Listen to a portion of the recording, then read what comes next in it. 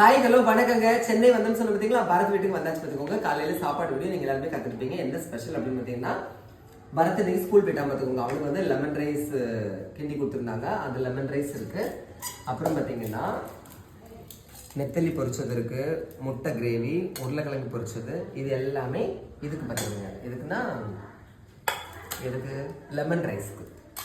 நம்மளுக்கு என்ன வாங்கி கொடுத்தாங்க அப்படின்னு பார்த்தீங்கன்னா, இட்லி, பூரி, அப்புறம் வந்து உளுந்த வடை, அப்புறம் முட்டை தோசை, அப்புறம் மீன் குழம்பு இருக்குது, கார சட்னி இருக்குது, சாம்பார் இருக்குது. ஆனால் எனக்கு கடையில் வாங்குறத விட அவங்க வீட்டில் இருக்கக்கூடிய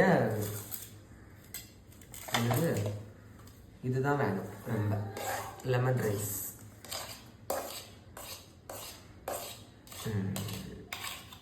ஓகேவா? ஃபஸ்ட்டு செஞ்சு பார்ப்போம். லெமன் ரைஸ்க்கும் உருளைக்கிழங்குக்கும் சூப்பராக இருக்கும் தெரியுமா?